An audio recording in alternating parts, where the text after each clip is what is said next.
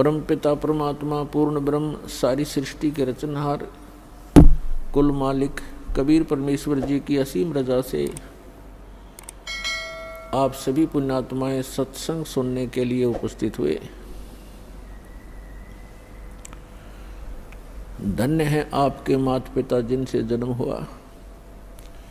आपको ऐसे समय में मनुष्य जीवन प्राप्त हुआ जिसकी कोई कीमत नहीं लगाई जा सकती।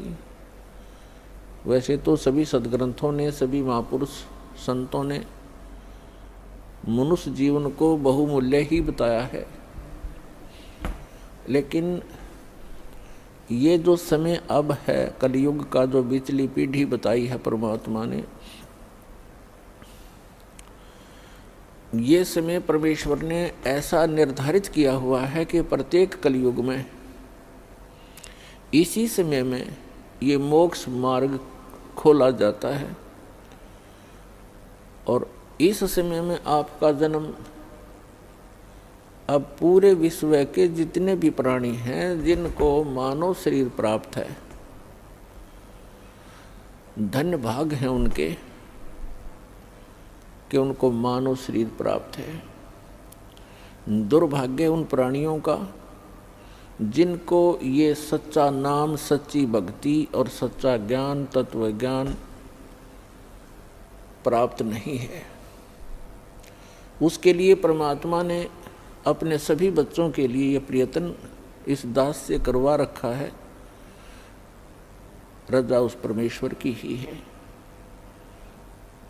क्योंकि जैसे माता पिता को अपने सभी बच्चे प्रिय होते हैं, ऐसे ही ये परमात्मा कबीर देव है जिसको अल्लाहु अकबर कहते हैं, जिसको ग्रेट गॉड कहते हैं।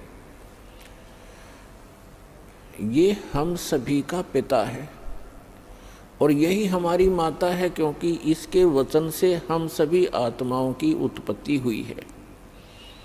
इस परमात्मा में वो गुण हैं, त्वमेव माता च पिता त्वमेव, त्वमेव बंधु च सखा त्वमेव, त्वमेव विद्या च द्रविणम त्वमेव, त्वमेव सर्व मम देव देव। सब देवों के देव, सब परमात्माओं के परमात्मा, सब प्रभुओं के प्रभु ये कबीर साहब हैं, ये परम अक्षर ब्रह्म हैं। और हम सभी इसी के बच्चे हैं, चींटी से लेकर हाथी तक सभी प्राणियों में, और रंग से लेकर धनी तक, प्रजा से लेकर राजा तक उस एक परमपिता के सभी बच्चे हैं। तो उस परमात्मा ने, उस माता ने, उस पिता ने हम सभी बच्चे एक जैसे ही प्रिय हैं।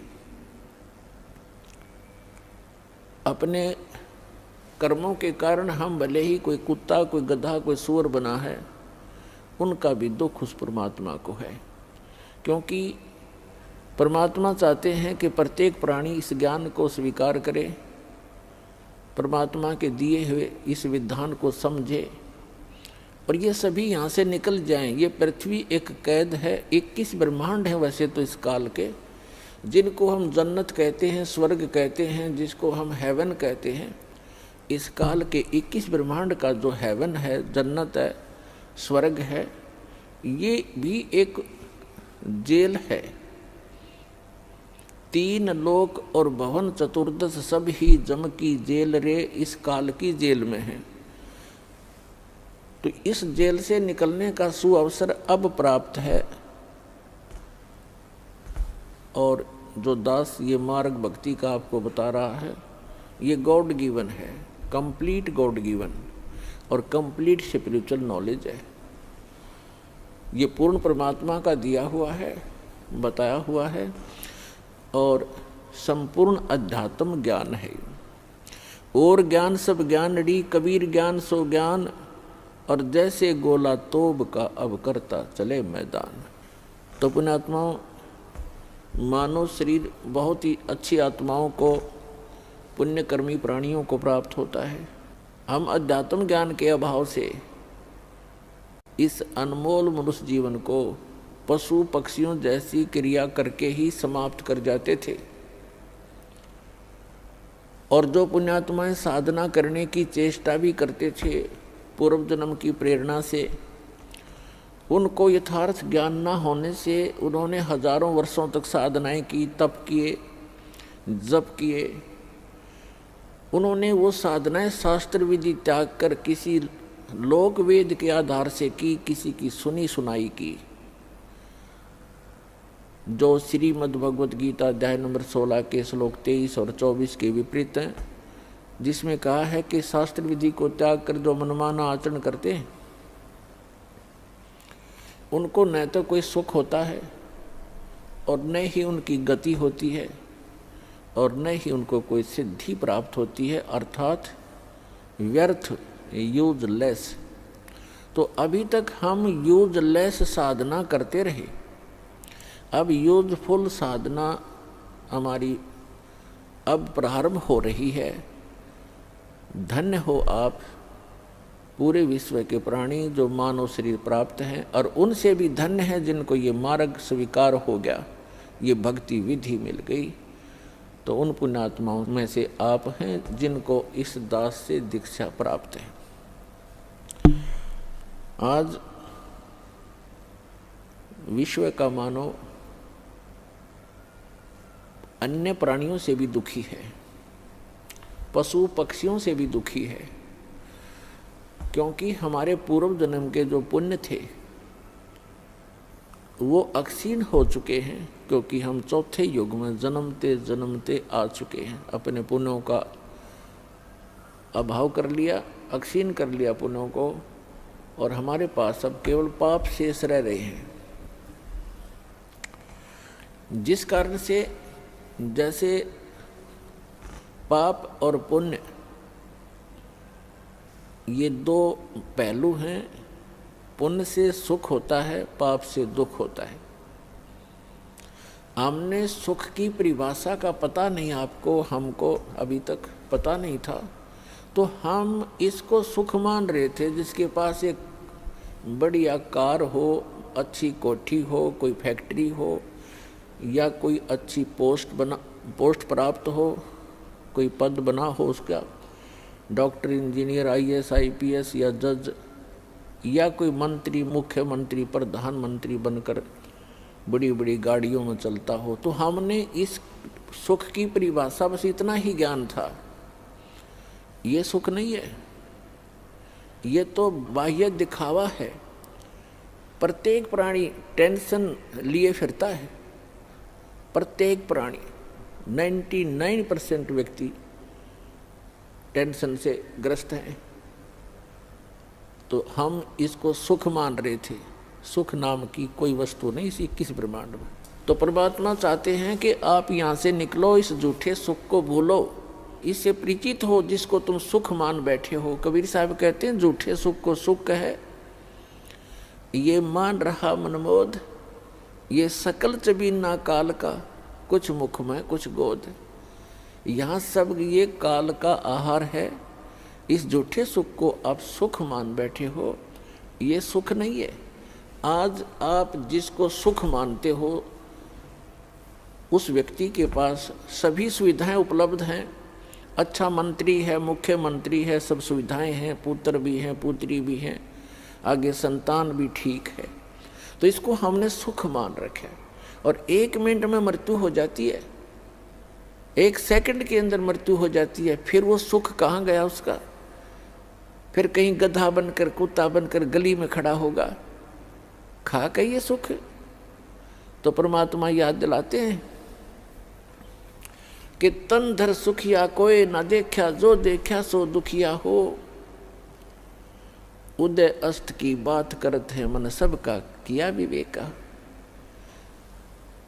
शरीरधारी प्राणी यहाँ इस पृथ्वी लोक के जो ये कच्चे शरीरधारी प्राणी हैं, कहते परमात्मा कहते मैंने कोई इस पृथ्वी पे सुखी नहीं देखा। और जो उदय अस्त की बात करते हैं, उदय अस्त का अर्थ है चक्रवर्ती राजा, जिसका शासन पूरी पृथ्वी पर हो। परमात्मा कहते मैंने उनके भी अंदर से झांक कर देखा है। राजा के पास कोई साधु संत चला जाता है, ढेर सारे दुख बता देता है। महाराज मुझे ये तकलीफ है, महाराज मुझे ये तकलीफ है, महाराज मुझे ये कष्ट है। तो परमात्मा कहते हैं उदय अस्त की बात करे मन सबका किया विवेका हो। कहते हैं तंदर सुखिया कोई ना देखा, जो देखा सो दुखिया हो। उदय अस्त की बात करत है मन सबका किया विवेका हो। घाटे बाद सब जग दुखिया, क्या गर ही बैरागी हो। और सुख देव ने दुख के डर से गर्भ में माया त्यागी हो। फिर कहते हैं जंगम दुखिया जोगी दुखिया, और तपस्वी को दुख दूना हो। और आशा तृष्णा सब में व्यापे, कोई महल ना सुना हो। फिर परमात्मा कहते हैं कि साच कहूँ तो जग नहीं माने, पर झूठ कही ना जाई हो।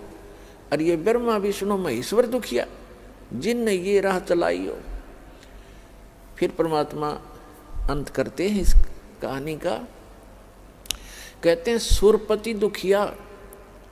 सुरपति इंद्र, स्वर्ग का राजा, देवताओं का स्वामी। सुरपति दुखिया, भूपति दुखिया। भूपति माने पूरी पृथ्वी का शासक राजा। सुरपति दुखिया, भूपति दुखिया। और रंक दुखी बपरीती हो, कहे कबीर और सब दुखिया। एक संत सुखी मन जीती हो। अब निष्कर्ष कर दिया दाता ने कि आप जी श्री ब्रह्मा, श्री विष्णु, श्री शिव जी को एक सुप्रीम पावर मानकर इनकी आराधना कर रहे हो, और इनसे हटकर कोई कहना सुनाना चाहता है तो आप जी बिल्कुल सुनना नहीं चाहते। तो परमात्मा कहते हैं कि साच कहूँ तो जग का जचे नहीं, ये संसार मानना नहीं कि ब्रह्मा विष्णु महेश भी दुखिया, पर झूठ कही ना जाई हो। और ये ब्रह्मा विष्णु तुम्हारे शिव जी दुखिया, जिन ये राह चलाई हो। अब विचार करके देखो, विष्णु जी को श्राप दे दिया किसने? नारद जी ने। क्यों? क्योंकि उसने हरि का रूप मांगा था विवाह करवाने के लिए, और कहते हैं विष्णु जी ने उसका बंदर का मुख लगा दिया, जिस कारण से नारद जी ने भगवान विष्णु को श्राप दे दिया। उस श्रापवश भगवान श्री विष्णु श्री रामचंद्र रूप में राजा दशरथ के घर जन्म लिया। श्री रामचंद्र जी का जीवन देख लो, वो कितना सुखी रहे होंगे। श्री विष्णु जी विवाह हुआ छोटी आयु में, विवाह होते ही वनवास हुआ, वनवास में उसकी धर्मपत्नी का अपहरण हुआ, वो रावण राक्षस के जेल में पड़ी है, हाहाकार मचा हुआ। फिर सीता जी को उस रावण की कैद से छुटवाने के लिए कितना भयंकर युद्ध हुआ, करोड़ों व्यक्ति मारे गए, दिन रात हाहाकार मचा रहा। और उसके बाद फिर सीता जी को वापस लाए, अग्नि परीक्षा लेकर। अग्नि परीक्षा माने कि सीता जी को अग्नि में बैठा दिया था चिता के ऊपर, कि यदि तूने रावण से संपर्क किया है तो जल जाएगी, और नहीं किया है तो तू निष्कलंक है, तो अग्नि से जलेगी नहीं। वो अग्नि से नहीं जली, लाखों लोगों के सामने परीक्षण हुआ। श्री रामचंद्र जी सीता जी को लेकर घर आ गया। कुछ दिनों के बाद सीता गर्भवती थी, उधर से किसी धोबी ने व्यंग कस दिया, अपनी पत्नी को कूट रहा था, पीट रहा था, और कह रहा था कि तू 2 दिन घर से बाहर कहाँ रही? मैं इस दशरथ पुत्र रामचंद्र जैसा नहीं हूँ कि उसकी पत्नी रावण के पास रही 10 वर्ष तक और उसको आज घर रखे हुए है, मैं उस जैसा नहीं हूँ। इस बात को श्री रामचंद्र जी ने अपने कानों सुन लिया, क्योंकि वो रात्रि के समय वेश बदलकर घूमा करते थे। उस समय के राजा ऐसी व्यवस्था रखते थे। इस बात को सुनकर के दुनिया में मैं क्या मुंह दिखाऊंगा, मेरे ऊपर उंगली कसी जाती है, टॉन्ट कसे जाते हैं। अगले दिन अपनी धर्मपत्नी सीता जी को घर से निकाल दिया, गर्भवती को। पुण्यात्माओं, यदि हमने लोक वेद लोगों के ही दंत कथाओं से ही अपना शासन व्यवस्थित करना है, तो कैसे हम राजा, कैसे हम भक्त, कैसे हम भगवान। लाखों लोगों के सामने परीक्षण किया सीता जी का, और वो निष्कलंक। और एक धोबी ने कह दिया कि मैं उसके कहने मात्र से अपनी पत्नी का परित्याग कर दिया, तो धिक्कार है ऐसे डिसीजन को। आम आदमी भी ना करे ऐसी गलती, जिसकी पत्नी के गर्भ हो और उसको घर से निकाल दे, कहाँ जाएगी फिर वो। तो पुण्यात्मा, भले ही उसने लोगों की शर्म से निकाल दिया, लेकिन अंदर से दुख उसका गया नहीं। वो सीता जी कहीं रही, अब उसके बच्चे कहाँ, और आप राजा बना बैठा, सपने में सुख नहीं उस व्यक्ति को, चाहे कितनी बात बनावे।